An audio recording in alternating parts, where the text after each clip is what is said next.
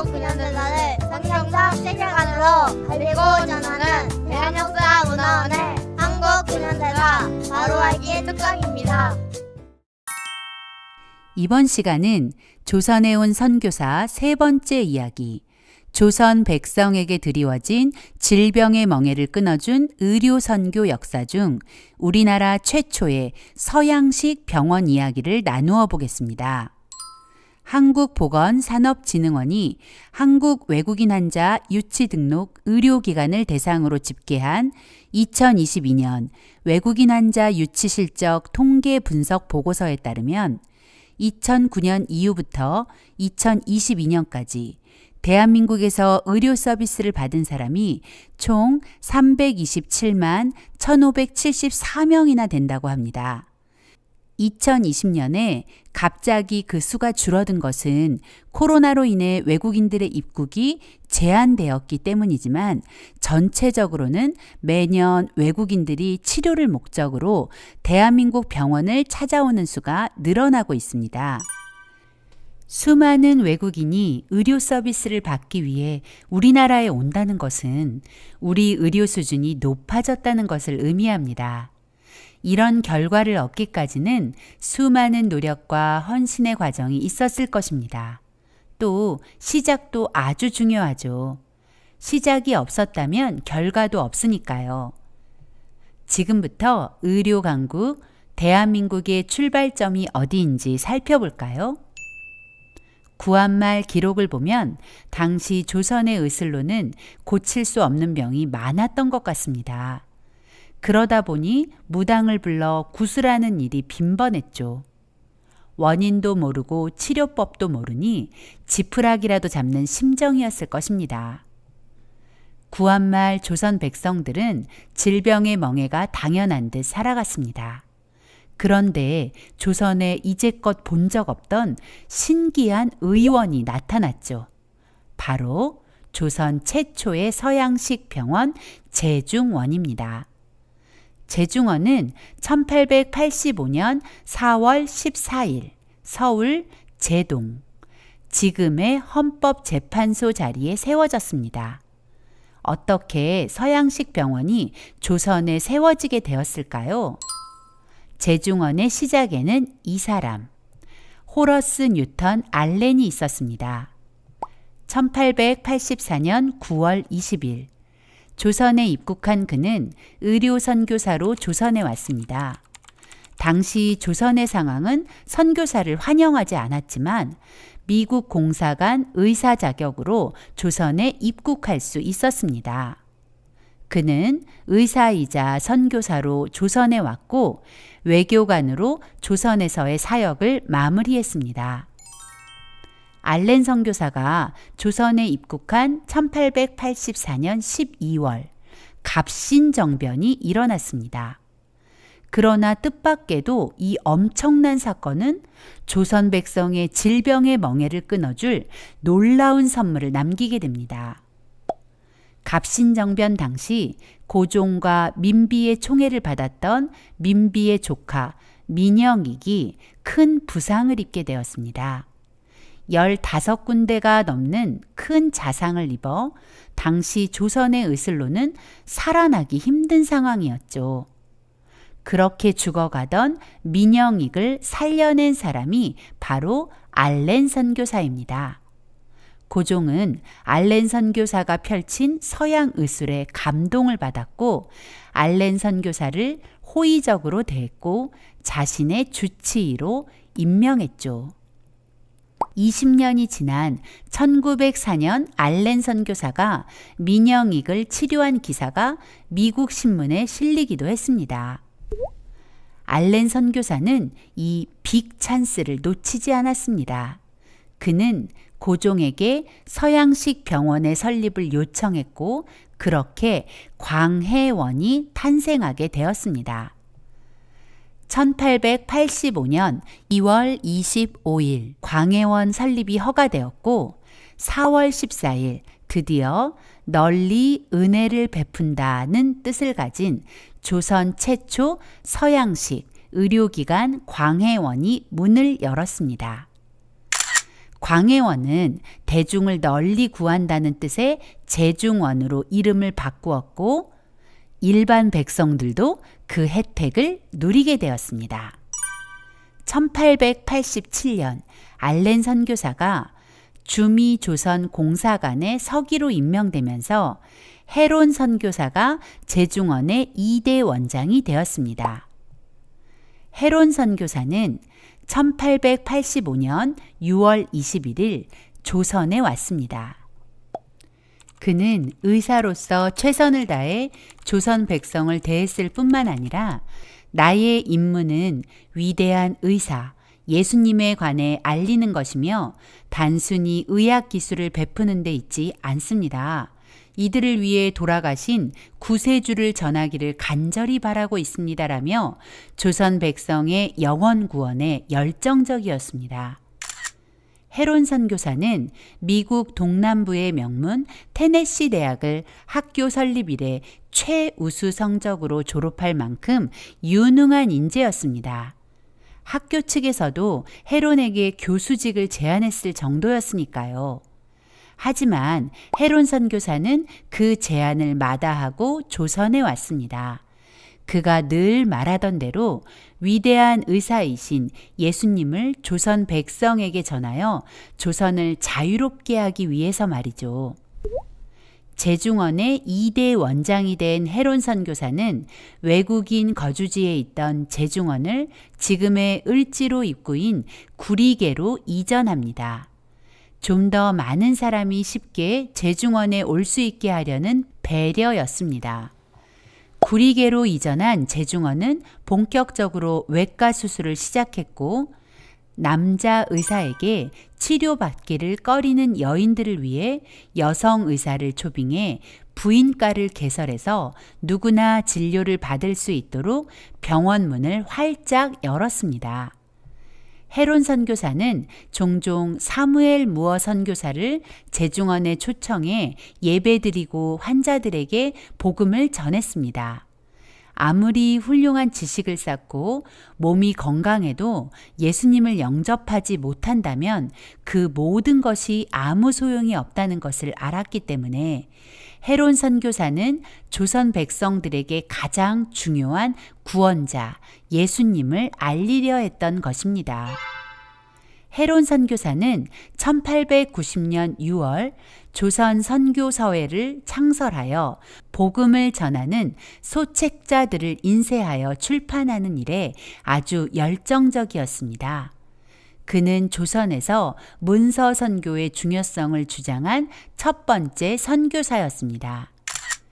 헤론 선교사는 조선 사람을 사랑하고 누구나 치료하는 이상적인 의료 선교사, 신실하게 성경을 연구하는 사람, 복음을 위해 최선을 다하는 선교사로 복음 전파의 기초 공사를 다져놓았죠.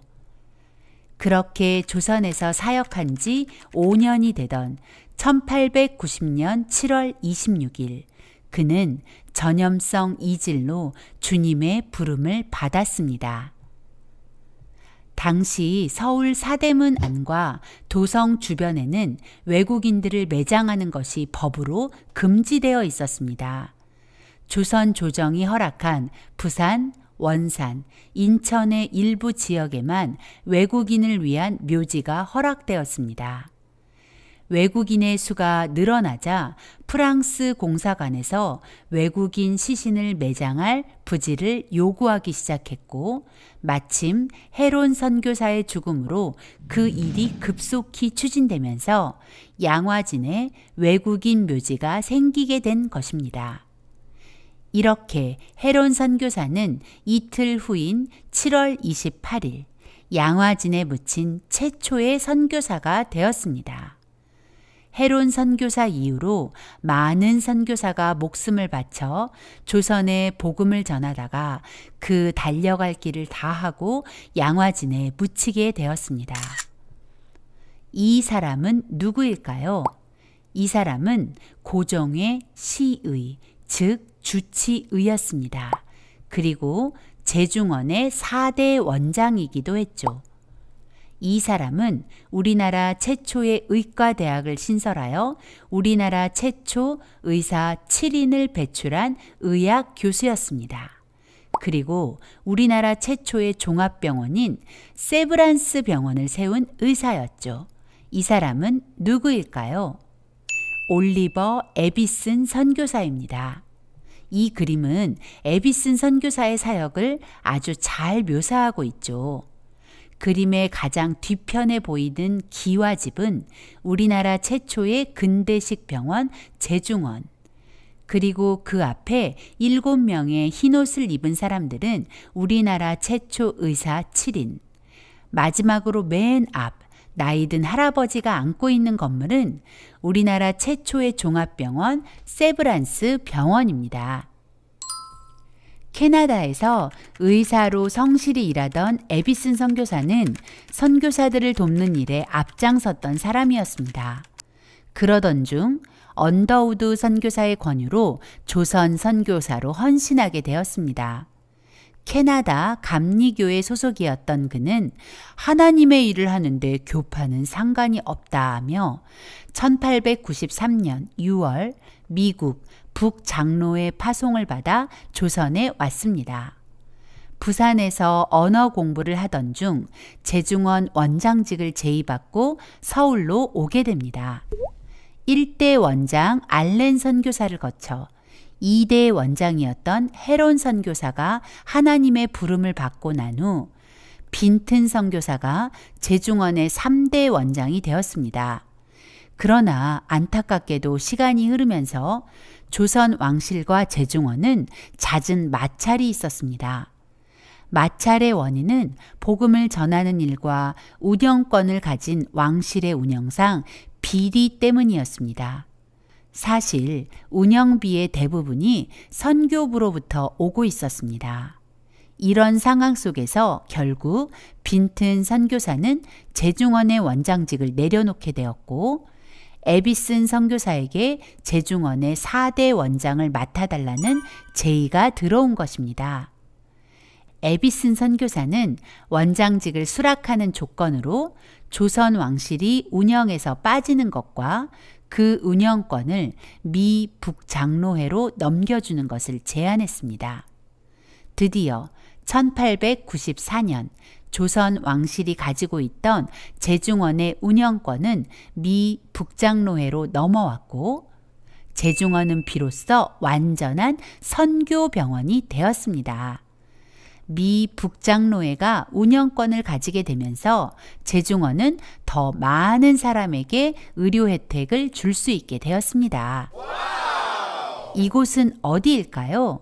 미국 뉴욕 카네기홀입니다. 이 사진은 카네기홀의 1900년대 모습입니다. 1900년 4월 21일부터 5월 1일까지 약 10일 동안 카네기홀에서는 해외 선교 회의라는 아주 큰 선교 행사가 열렸습니다. 이때 에비슨 선교사도 이 회의에 참석했습니다. 당시 조선의 의료 선교는 제중원을 비롯해 선교사들이 각각 운영하는 진료소들 뿐이었습니다. 그런데 문제는 위급한 환자가 왔을 때 그 환자에게서 발생하는 여러 상황을 한 번에 대처하기 힘들었다는 것입니다. 갑작스럽게 발생하는 환자의 증상들을 치료하려 해도 전문 분야의 의사들이 한 곳에 모여 있는 것이 아니다 보니 의사를 기다리다가 환자는 증세가 악화되어 목숨을 잃는 일이 빈번했던 것이죠. 에비슨 선교사는 이런 상황이 너무나 안타까웠고 만약 조선에 종합병원이 있다면 더 많은 사람을 살릴 수 있다고 생각했습니다. 그러던 중 에비슨 선교사가 뉴욕에서 열리는 이 해외 선교대회에 참석하여 조선의 의료 선교 실상을 알릴 기회를 가지게 된 것입니다. 에비슨 선교사는 카네기홀에서 조선은 선교사들이 활동하기에 제약이 많은 편입니다. 하지만 의료 선교만큼은 제재가 없습니다. 복음실은 의술을 펼치려면 우선 제대로 된 병원이 필요합니다. 작은 진료소를 운영하는 의료선교사들이 안정적으로 함께 일할 수 있는 적어도 40명 이상을 수용할 병원이 필요합니다. 라고 호소했습니다. 에비슨 선교사의 이 강력한 호소에 마음이 움직인 사람이 있었습니다. 루이스 세브란스입니다. 그는 신실한 기독교인이고 석유왕 록펠러의 사업 파트너이자 스탠더드 오일의 대주주였습니다. 세브란스 병원을 설립할 비용이 얼마인지 물었고 에비슨 선교사는 이미 설계도까지 준비했던 터라 주저없이 1만 달러라고 대답했습니다. 세브란스는 자신이 그 1만 달러를 기부하겠다고 했습니다. 당시 1만 달러는 지금 하나로 환산하면 1,000억에 달하는 돈입니다. 뿐만 아니라 세브란스 병원이 개원한 후에도 더 많은 돈을 기부했는데요. 총 5만 5천 달러나 된다고 합니다.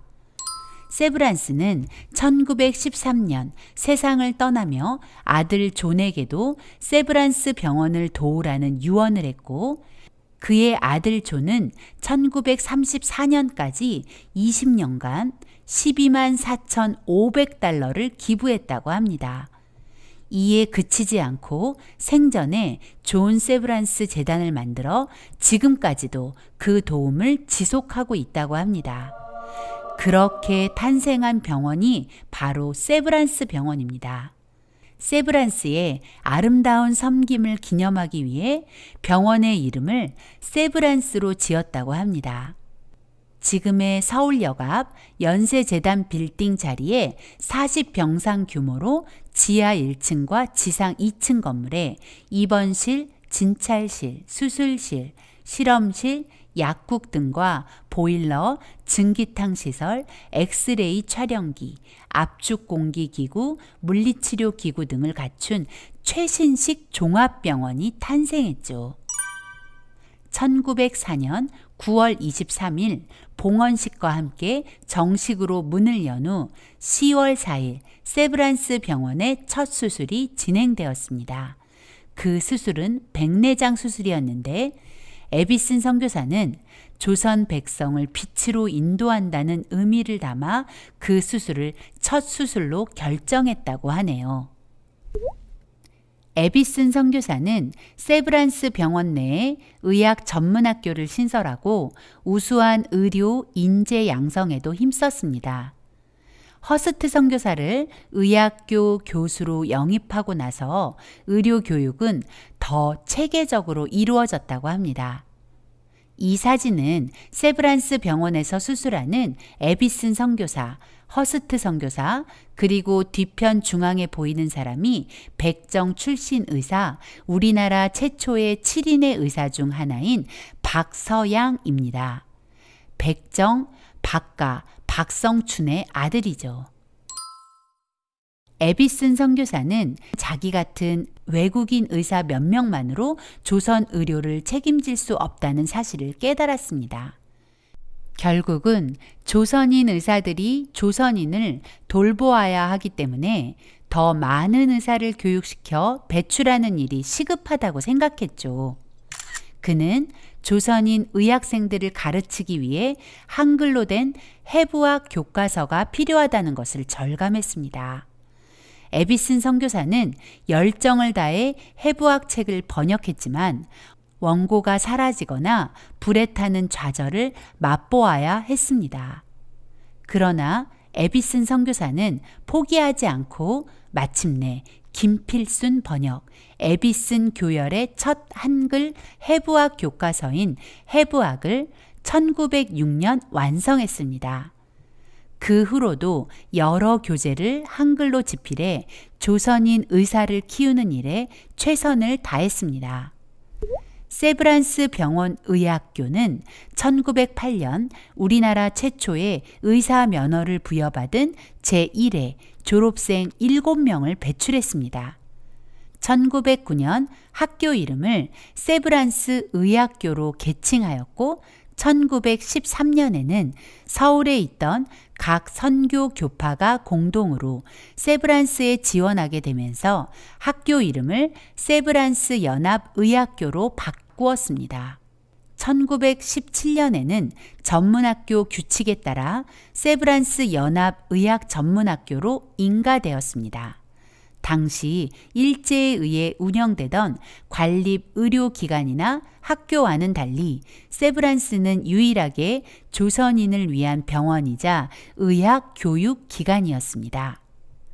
일제 말기에 학교의 이름이 아사히 의학전문학교로 바뀌는 어려움을 겪기도 하였으나 해방과 함께 세브란스 의과대학으로 재탄생하였고 1957년 세브란스 의과대학과 연희대학이 하나가 되면서 연세대학교가 탄생하게 되었습니다. 에비슨 선교사는 자신의 뒤를 이을 세브란스 의학전문학교의 두 번째 교장으로 조선 사람 오긍선을 지명했습니다. 세브란스의 다른 외국인 선교사들은 이 결정에 대해 적지 않게 반발했지만 에비스는 자신의 뜻을 굽히지 않았다고 합니다. 그가 이런 결정을 내린 이유는 조선 사람을 존중하는 마음이 있었기 때문입니다. 에비슨 선교사는 선교사들은 언젠가 떠날 사람이고 결국은 조선 사람이 이 모든 일을 맡아야 한다. 그들은 충분히 우수하며 그 모든 일을 맡는데 전혀 부족하지 않다고 믿었습니다. 에비슨의 그 믿음대로 지금 대한민국의 의료는 놀라울 정도로 발전했고 세계의 주목을 받게 되었죠. 현재 연세의료원은 서울 신촌과 강남, 경기도 용인, 강원도 원주 등을 합쳐 3,400병상 규모의 의료시설을 갖추고 있으며 보건대학원, 간호대학원, 의과대, 치과대, 간호대 등의 교육기관을 거느리고 있는 거대 병원으로 성장하였고 여전히 많은 사람을 살리고 사람을 살릴 의료진을 길러내고 있습니다. 의사이자 교수이며 지필가였던 김두종 선생의 한국의학사에서 김두종 선생은 세브란스 병원에 대해 이렇게 말합니다. 세브란스 병원은 우리나라 서양의학의 발상지로서 우리나라에 전해온 근세의학의 역사 중에 가장 광채 있는 페이지를 차지한 것도 세브란스 병원이거니와 우리 의학의 발전적 과정에 있어서 민족적 고난과 호흡을 같이 하게 된 것도 세브란스 병원이다. 김두종 선생의 말처럼 세브란스 병원은 우리나라 서양의학의 출발점이었습니다. 그리고 오늘 대한민국의 건강을 책임지며 찬란한 빛을 발하고 있습니다. 그 시작이 바로 의료 선교사들이었습니다. 오늘 배운 것을 한번 정리해 볼까요? 1884년 12월 갑신정변은 뜻밖에도 조선 백성의 질병의 멍에를 끊어줄 놀라운 기회를 여는 문이었습니다. 그 문을 열고 광해원이 세워졌고 광해원이 제중원이 되었습니다.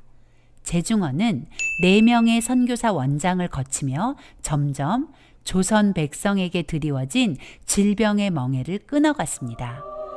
제중원은 우리나라 최초 종합병원인 세브란스가 되었고 질병으로부터 해방을 선포했습니다. 이 역사의 시작에는 하나님이 계셨고 그 말씀에 순종하여 조선에 와서 조선 백성을 사랑한 선교사들의 헌신이 있었다는 것을 기억해야 할 것입니다.